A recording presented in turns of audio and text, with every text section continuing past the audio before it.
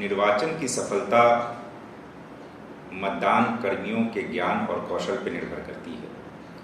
इसलिए आवश्यक है कि आप सभी को ईवीएम और वीवीपैट के बारे में पूरी तरह से अच्छे तरीके से जानकारी हो और इसी उद्देश्य को लेकर के जिला प्रशिक्षण कोषांग द्वारा ईवीएम और वीवीपैट के संबंध में एक एक बिंदु पर विस्तार से समझाया गया है और इस वीडियो के माध्यम से यह बताने का प्रयास किया गया है कि आपको कहीं भी मतदान प्रक्रिया के दौरान किसी भी तरह की असुविधा न हो। इसलिए मैं आप लोगों से अपेक्षा करूंगा कि इस वीडियो को पूरी तरह से देखें, समझें और आपका ज्ञान ही सफल मतदान की पहचान है। आपका ज्ञान सफल मतदान, अधिकतम मतदान बने भागलपुर की पहचान। इस ईवीएम एवं वीवीपैट के संचालन के प्रशिक्षण कार्यशाला में आप सभी लोगों का स्वागत करता हूं। हमारे मास्टर प्रशिक्षक श्री अमरनाथ झा के द्वारा ईवीएम एवं वीवीपैट के कनेक्शन, मॉक पोल एवं ईवीएम एवं वीवीपैट की सीलिंग के सभी बिंदुओं को बारीकी से आपको समझाया जाएगा। आपसे अनुरोध है कि आप ध्यानपूर्वक सुने और अपने ज्ञान का उपयोग त्रुटि रहित मतदान संपन्न कराने में करें। नमस्कार, आइए इस प्रशिक्षण सत्र में मैं आपका पुनः अभिवादन करता हूं। मैं ईवीएम संबंधित बातों को चर्चा करते हुए हम लोग यह जानने का प्रयास करते हैं कि ईवीएम मतदान की प्रक्रिया में कैसे काम करता है, मॉक पोल इस पे कैसे हम करते हैं और पुनः वास्तविक मतदान में हम करने से पहले इसका हम सीलिंग कैसे करते हैं, पुनः इसे कैसे कैरिंग केस में रखा जाएगा और इस ईवीएम के यानी कि वीवीपैट, बीयू और सीयू को इस बक्से से हम निकालते कैसे हैं। पहला जो आपके समक्ष है इसका परिचय मैं आपसे कराता हूं। यह सीयू है, कंट्रोल यूनिट। उसके बाद ये जो बड़ा वाला डब्बा आपके सामने है यह है बीयू, बैलेट यूनिट। और ये तीसरा यह वीवीपैट है। इसे हम मतदाता के पर्ची के सत्यापन मत के लिए से प्रयोग करते हैं। हम इसे पहले जब प्राप्त करते हैं तो ये देखते हैं कि इस पे जो लगा हुआ टैग है, एड्रेस टैग, संबंधित मतदान केंद्र का यह है या नहीं और इसी विधानसभा के इसी मतदान केंद्र के लिए ये निर्धारित किया गया है। फिर पुनः इस बीयू के भी एड्रेस टैग को हम देखते हैं कि यह एड्रेस टैग लगा हुआ सही है कि नहीं। इसमें नंबर जो वीवीपैट में लिखा हुआ है, तब बीयू में लिखा हुआ है, सीयू में लिखा हुआ है, ये सही है कि नहीं। तब हम इसे अपने पास प्राप्त करते हैं, संबंधित पदाधिकारी जो देने आते हैं। अब हम आते हैं इस सीयू के पास। इसे हम खोलें कैसे, इस कैरिंग कैसे निकालें कैसे। इसके सील को हम अभिकर्ता के समक्ष इसे कट करते हैं और ये एड्रेस टैग को सुरक्षित रखते हैं।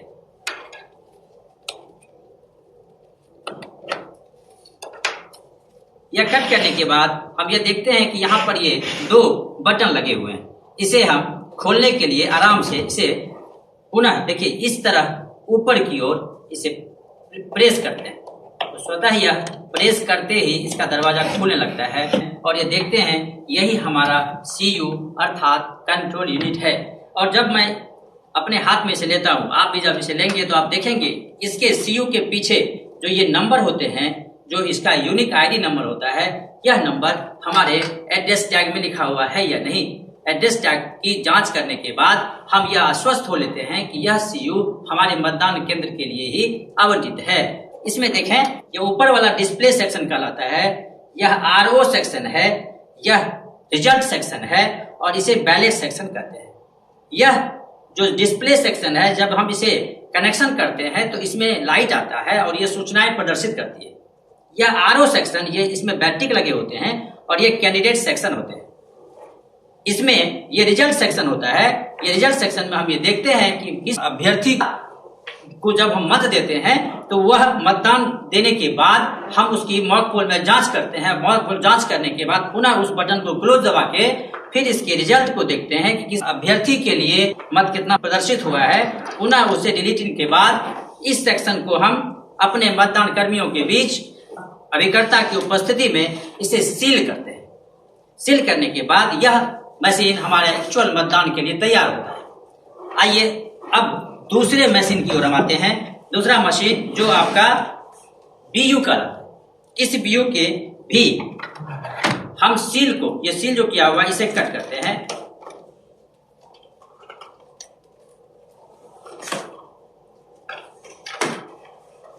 क्योंकि पहले इस सारे मशीन के नंबर को, जो आवंटित नंबर है, मिलान करने के बाद यह आश्वस्त हम हो लेते हैं कि यह तीनों जो मशीन हमारा BU, CU और वीवीपैट है, यह हमारे मतदान केंद्र के लिए ही आवंटित है।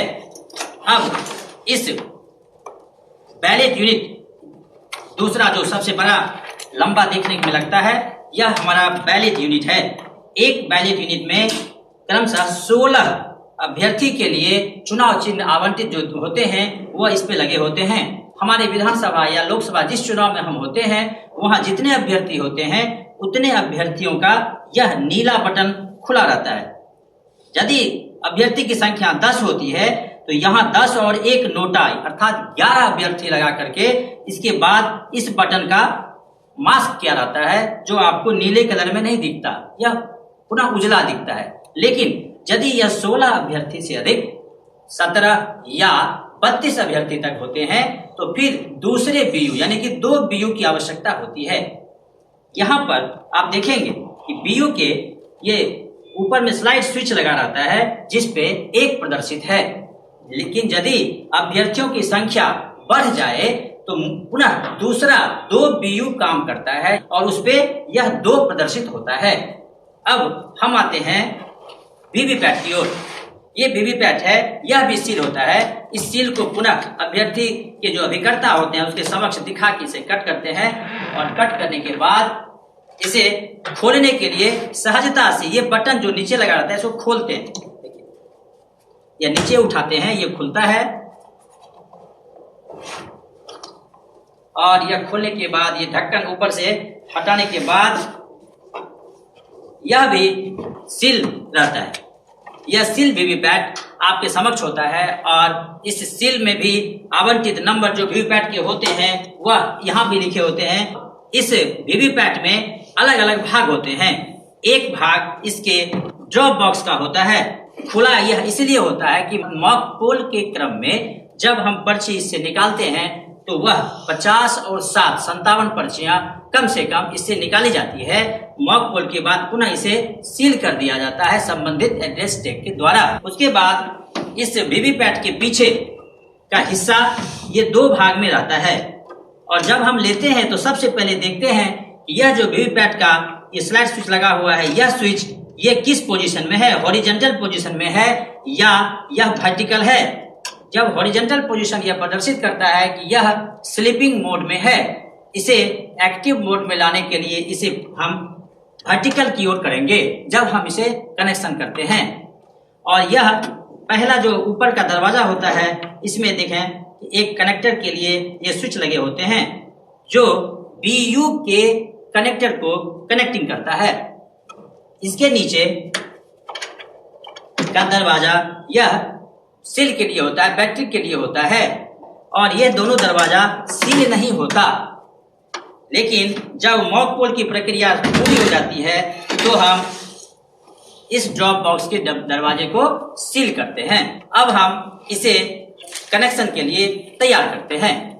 कैरिंग केस से निकाले जाने के बाद बैलेट यूनिट, वीवीपैट और CU का हम कनेक्शन कैसे करते हैं। बैलेट यूनिट का ठीक बाईं ओर एक केबल लगा होता है जो केबल के आगे वाला भाग में एक कनेक्टर होता है। यह कनेक्टर लाल और काला रंग लिए हुए रहता है और इस पे टॉप भी लिखा रहता है। लेकिन जब हम इसे BU के केबल को वीवीपैट के से कनेक्शन करते हैं तो यह देखते हैं कि वीवीपैट के पीछे वाले भाग के ऊपर वाले दरवाजे में एक कनेक्टिंग स्विच यहाँ भी रहता है जो लाल और काला रंग लिए रहता है।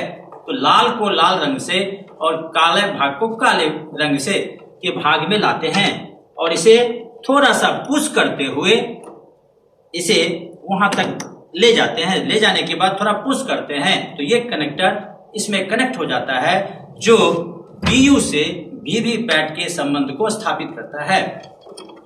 पुनः जब वीवीपैट के केबल को हम देखते हैं तो यह भी ठीक उसी तरह लाल और काला रंग लिखे हुए और टॉप लगा हुआ होता है। इसको हमें CU के कनेक्टिंग स्विच में लगाना है।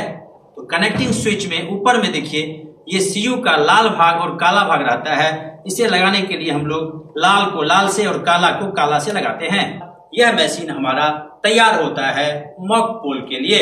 मॉक पोल की प्रक्रिया जब हम करते हैं तो सबसे पहले हम यह आश्वस्त हो लेते हैं कि हमारा वीवीपैट का paper roll knob unlock position में किया गया है या नहीं।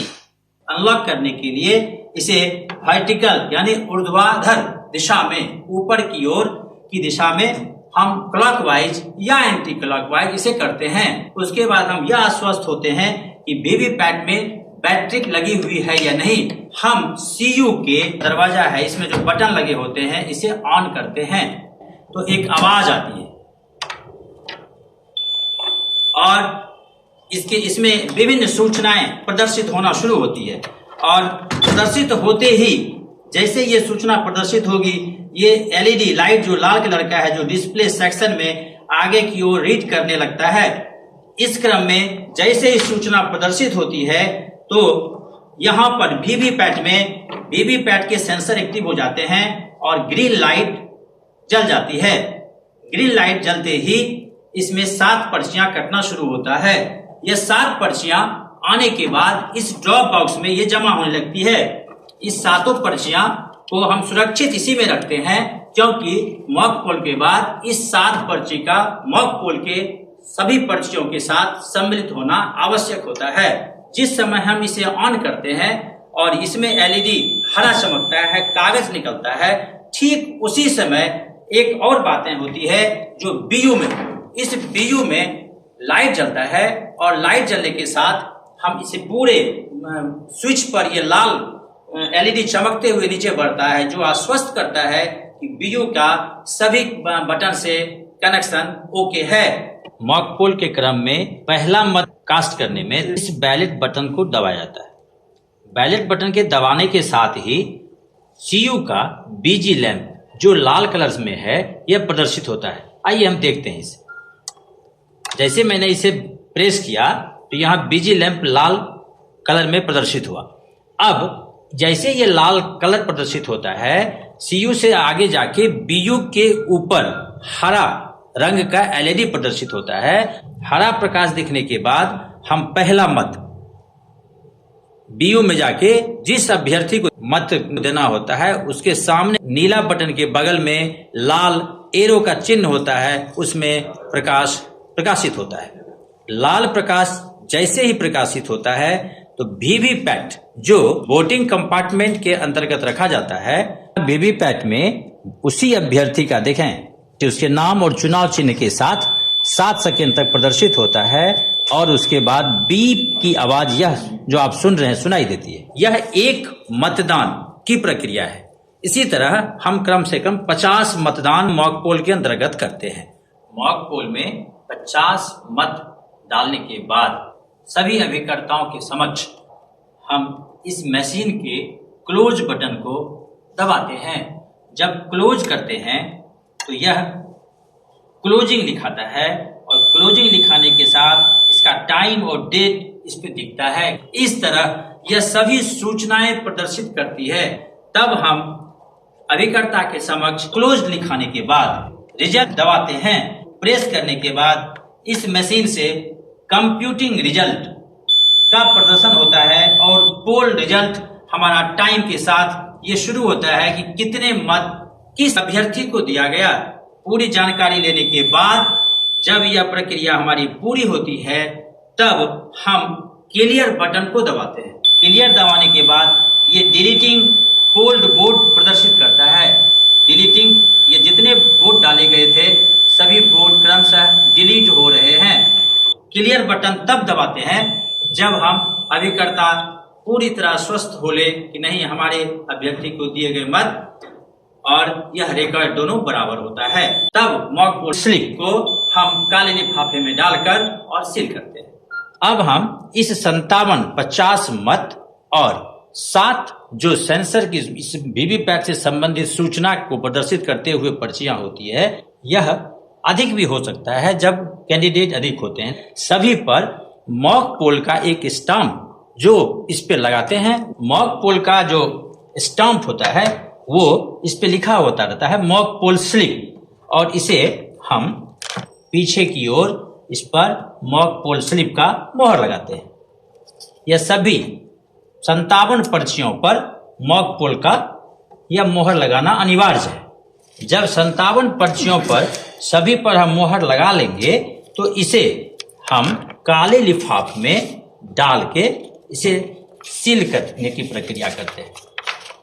तो सील करने के बाद इस पे ये पेस्ट करते हैं। इस पर चिपका के संबंधित मतदान केंद्र का नाम, उसका संख्या, विधानसभा का नाम, मतदान की तिथि को लिखकर इस बक्से के अंदर इसे रख के और इसे बंद करते हुए इसे सील करते हैं। और इसकी सीलिंग जो होती है यह पिंक पेपर सील से होती है और इस पे नंबर लिखे होते हैं। इस नंबर को हम नोट कर लेते हैं और नोट करने के बाद इसे अलग करते हैं और अलग करते हुए इसे इस तरह इस डब्बे पर इसके सभी दोनों दिशाओं में घुमाते हुए बिना इसे खोले, यदि कोई तो खोलना चाहे तो बिना इसे तोड़े यह नहीं खुले, इसलिए यह प्रयास होता है। इस सील किए हुए डब्बे पर हम विधानसभा का नाम, मतदान केंद्र का नाम, मतदान की तिथि, केंद्र की संख्या, इस तरह इस मॉक पोल के बक्से को हम सील करके इसे सुरक्षित रख लेते हैं। अब मॉक पोल की प्रक्रिया के बाद जब इस मशीन की सीलिंग की प्रक्रिया शुरू करेंगे हम, उससे पहले इस सीयू के स्विच को ऑफ करते हैं। बिना ऑफ किए हुए सीलिंग प्रक्रिया नहीं करेंगे। अब मॉक पोल की पूरी प्रक्रिया हो जाने के बाद हम इस तीसरे सेक्शन जो रिजल्ट सेक्शन है उसे सील करना शुरू करते हैं। यह सील करने के क्रम में हम जब इस ग्रीन पेपर सील का शुरुआत करते हैं लगाना, तो हम देखते हैं कि इसमें ये नंबर अंकित होते हैं जिसे हम ऊपर की ओर रखते हैं और इसका हरा भाग पीछे की ओर और इसके उजले भाग पर सफेद भाग जो है इस पे पीठासीन पदाधिकारी, वहां पर मतदान अभिकर्ता जो होते हैं, सभी मतदान अभिकर्ता को हस्ताक्षर करने कहा जाता है। हस्ताक्षर करने के बाद इस पेपर सील को इसके दरवाजे के अंदर से इस उजले भाग को ऊपर रखते हुए इसे अंदर से हल्का सा पुश करते हुए ऊपर चलते हैं।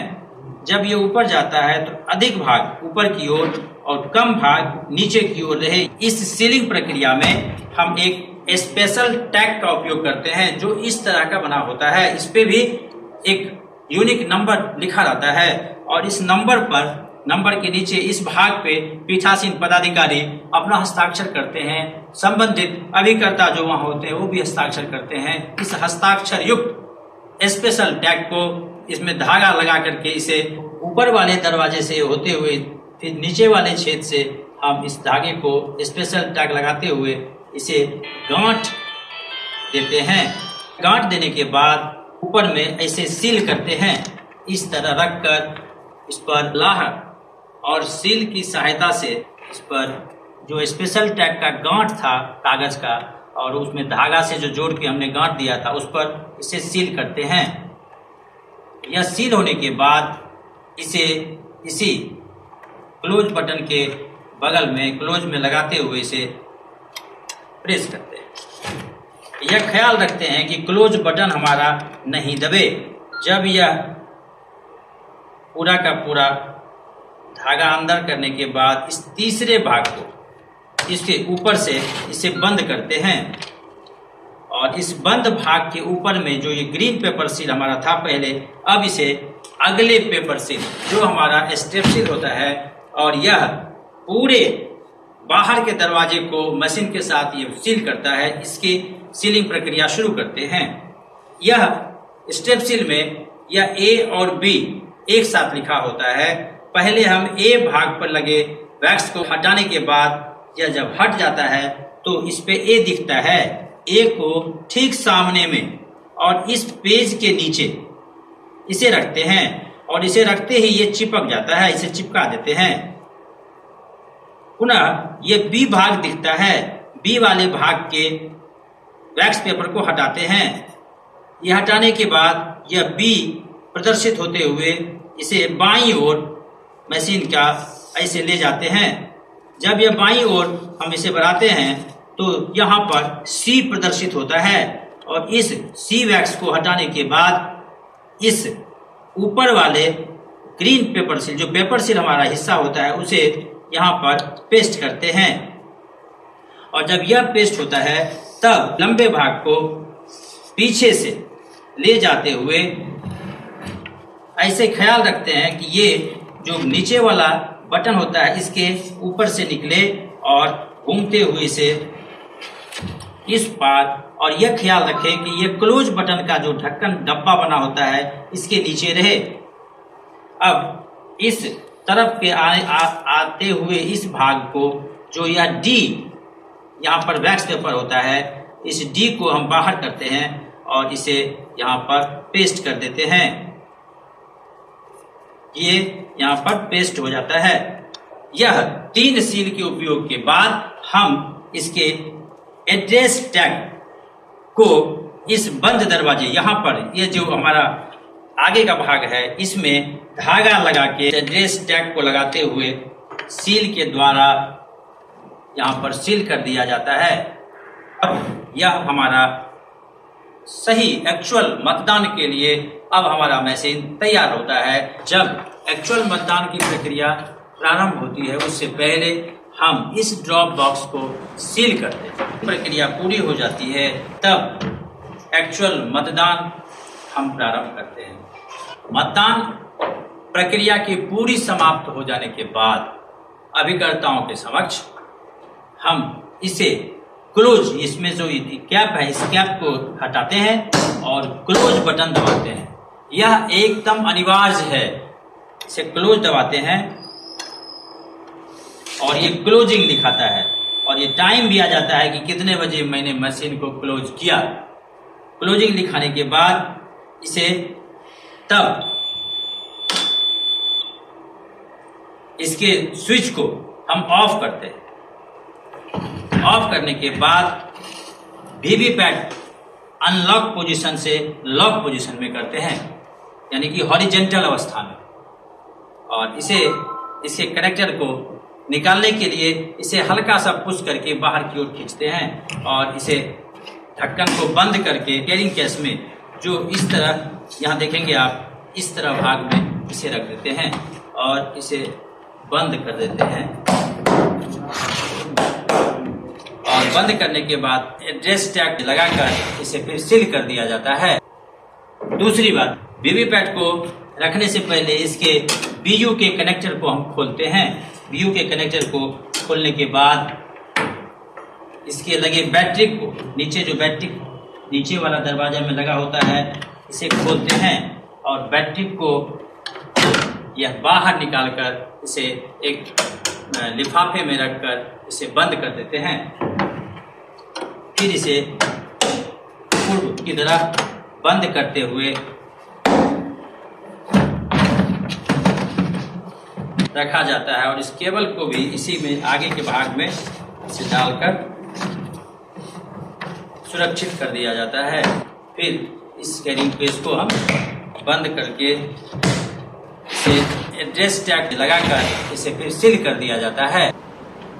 इस बैलेट यूनिट को कैरिंग केस में रखने के लिए यह ध्यान दिया जाता है कि इसके जिधर कटा हुआ भाग होता है इसके कैरिंग केस में, उधर मशीन के तार को रखते हैं इसे, और इस सील वाले पेपर को इसे सुरक्षित कर लेते हैं। जहां से धागा काट के इस सील को निकाला गया था उसे पुनः लगाकर इस सील को सील करके पुनः रखा जाता है। इस तरह 3 मशीन जो हमारे बीच में ईवीएम संबंधित बीयू, सीयू और वीवीपैट था, उससे हमने मॉक पोल, उसकी कनेक्टिविटी, उसका सीलिंग और उससे पूरे एक्चुअल मतदान की प्रक्रिया को जब शुरू किए और उसका जब क्लोजिंग किए, हमने देखा। यह हमेशा ख्याल रखना है कैरिंग केस के पहले, रखने के पहले हम यह आश्वस्त हो लें कि हमने क्लोज बटन दबाया या नहीं। क्लोज बटन दबाना एकदम अनिवार्य है। धन्यवाद। अधिकतम मतदान बने भागलपुर की पहचान। इन्हीं शुभकामनाओं के साथ मैं आपको बहुत बहुत धन्यवाद देता हूं कि आपने इस प्रशिक्षण में सहयोग किया। आशा ही नहीं, पूर्ण विश्वास है कि आप इस ज्ञान का उपयोग मतदान को सुचारू ढंग से संपन्न कराने में करेंगे। एक बार पुनः बहुत बहुत धन्यवाद।